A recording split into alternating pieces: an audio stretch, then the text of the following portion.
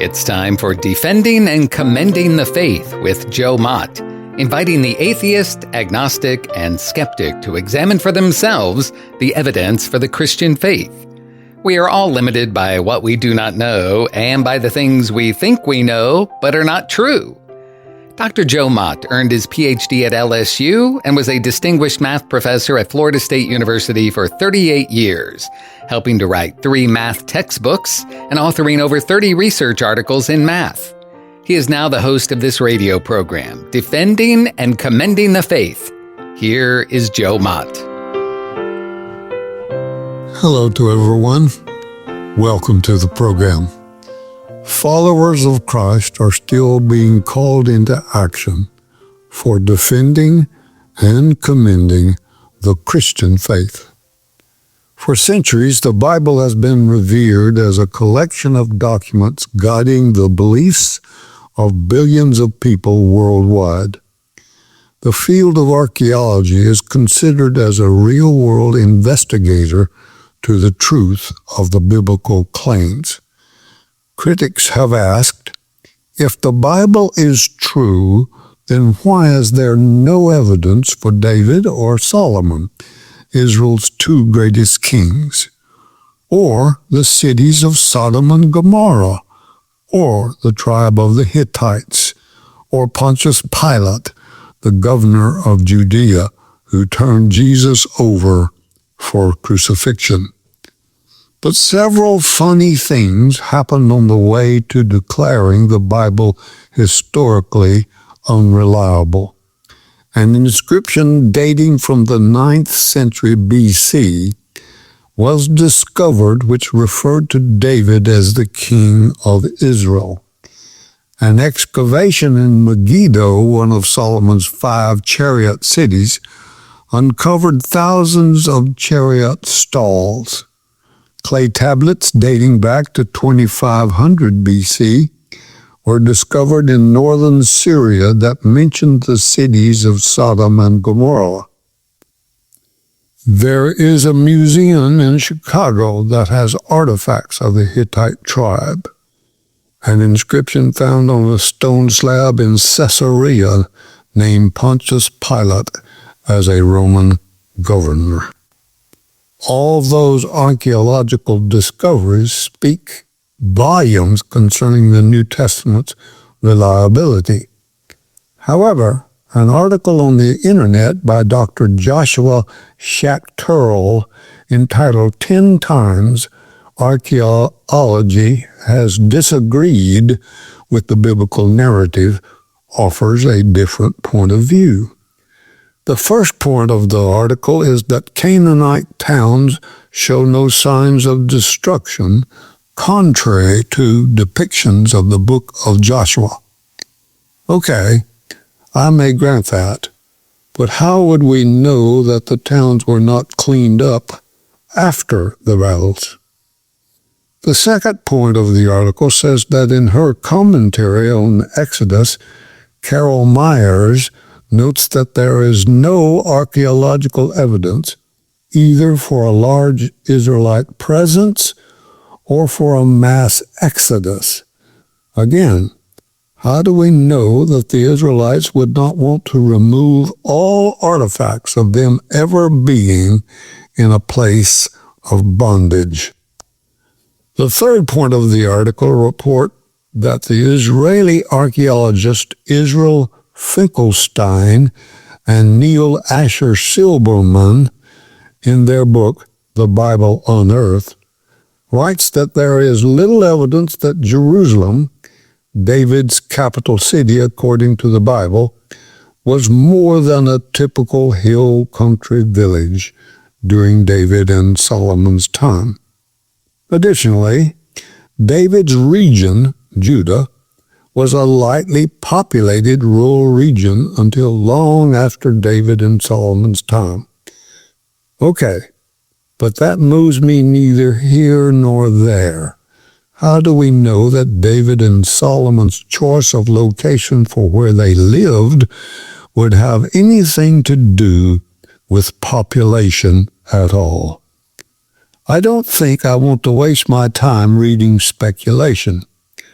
Allow me to point out that Bart Ehrman, the skeptical New Testament professor of theology at University of North Carolina, wrote a disclaimer saying, "The views and opinions expressed in this article belong to the author and do not necessarily match my own." Allow me then to turn to the subject of the deity of Christ. After Jesus had started his ministry, the New Testament says Jesus claimed to be God. I intend to separate my responses about his deity into three categories. First, what the Old Testament refers to the Messiah apply to Jesus in the New Testament. Secondly, I will refer to what the early Christian church says about Jesus' deity. And finally, I will give some of the references that Jesus proclaimed about himself. Not all of those explicitly say the Messiah is divine, but it can be inferred from other references. Many Old Testament passages stand out as proof that Jesus as the Messiah would be God in human flesh. Some references from the Old Testament tell of a coming promised one who would have a quality known to no other human being. He would be God in human form. Jesus, after all, fulfilled more than 300 Old Testament prophecies, and many are specific regarding his claim to be divine. First, let me mention this verse. I will declare the decree. The Lord has said to me, "You are my son. Today I have begotten you." Psalm chapter 2, verse 7. The Son of God has the same divine nature as his Father. Psalm 22 stands as one of the most astounding prophetic texts in the Bible, written by King David roughly 1,000 years before the birth of Jesus of Nazareth. It describes with stunning accuracy the means of execution and several other significant details surrounding Jesus' death. For example, the psalm depicts aspects of crucifixion long before it was employed by the Romans. According to Psalm 22, the man on the cross is more than a man. Verses 3 through 5 address him as Israel's God. But you are holy, enthroned in the praises of Israel. Our fathers trusted in you. They trusted and you delivered them. They cried to you and were delivered. They trusted in you and were not ashamed. Psalm 22 forecasts that God would accomplish through the Messiah's death the ultimate redemption, deliverance from sin, condemnation, Romans chapter 8, verse 1, wrath, Romans chapter 5, verse 9, and eternal death for all who put their trust in him. Psalm chapter 22, verses 9 and 10, affirms that the crucified one was perfectly obedient to God from birth. Psalm chapter 45, verses 6 and 7 says, "Your throne, O God, is forever and ever. A scepter of righteousness is the scepter of your kingdom. You love righteousness and hate wickedness. Therefore God, your God, has anointed you with the oil of gladness more than your companions." Psalm chapter 102, verses 25 and 27 proclaims, "Of old you laid the foundation of the earth, and the heavens are the works of your hands. They will perish, but you will endure. Like a cloak, you will change them, and they will be changed. But you are the same, and your years will have no end. Hebrews chapter 1, verses 8 through 12 relates those scriptures to the Son of God, which other New Testament passages refer to Jesus. The Lord said to my Lord, sit at my right hand till I make your enemies your footstool. Psalm chapter 110, verse 1. Jesus quoted this in Matthew chapter 22, verse 44, and asked, how can the Son be Lord at the same time? Verse 45. The only answer is that he is both God and man. Who has ascended into heaven or descended? Who has established all the ends of the earth? What is his name? And what is his Son's name, if you know? Proverbs chapter 30, verse 4. Isaiah chapter 7, verse 14 predicts the virgin birth of the promised one and lists his name as Emmanuel, which means God with us. Isaiah chapter 9, verse 6 gives many names for the Son. For unto us a child is born, unto us a son is given, and the government will be upon his shoulder, and his name will be called Wonderful, Counselor, Mighty God, Everlasting Father, Prince of Peace. All who recognize Jesus as the Messiah, that is, as Christ, are told by Isaiah that he would not only have the government on his shoulders, but also be the mighty God. Isaiah chapter 53 describes the crucifixion so clearly that Jewish Bibles no longer contains the chapter anymore. Isaiah chapter 53, verse 12 informs us, he poured out his soul unto death, and he was numbered with the transgressors, and he bore the sin of many, and made intercession for the transgressors. Daniel chapter 9, verses 24 through 27, is the only Old Testament passage which refers to the promised one as Messiah. For one thing, it is indicated by the titles ascribed to the promised one.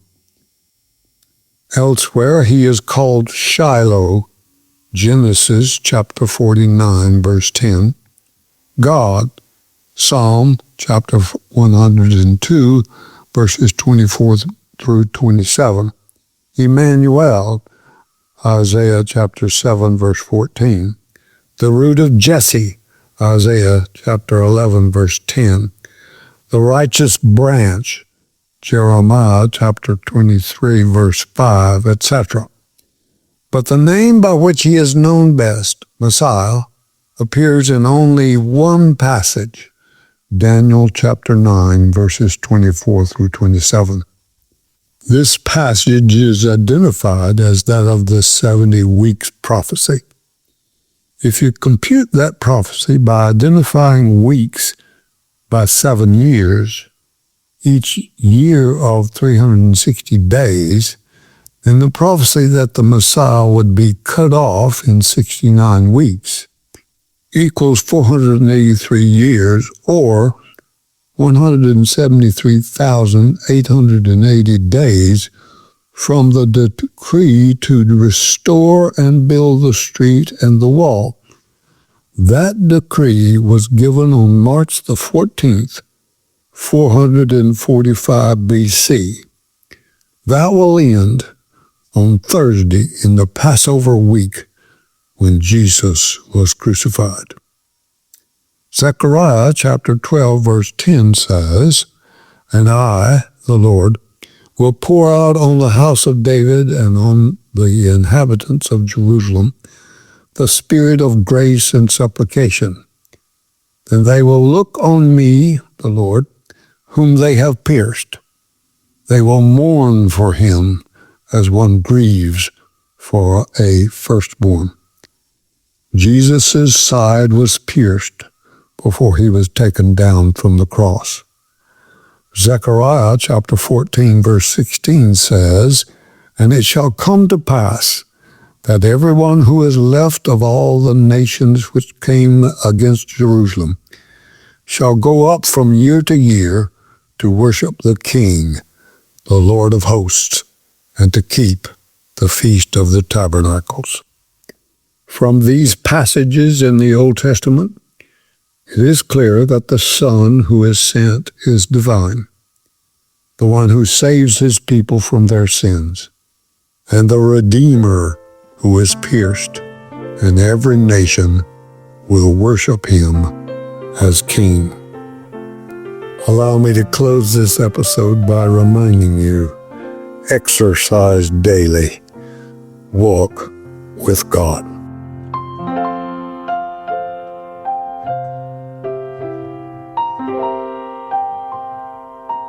Thank you for listening to Defending and Commending the Faith with Joe Mott, a production of Wave 94 Radio in Tallahassee, Florida. If you have any questions or comments for Joe, please forward them to Doug Apple at Wave94 at this email address, dougapple@wave94.com. And be sure to join us every Monday evening at 6:45 p.m. on Wave 94 and subscribe through your favorite podcast app. Defending and Commending the Faith with Joe Mott.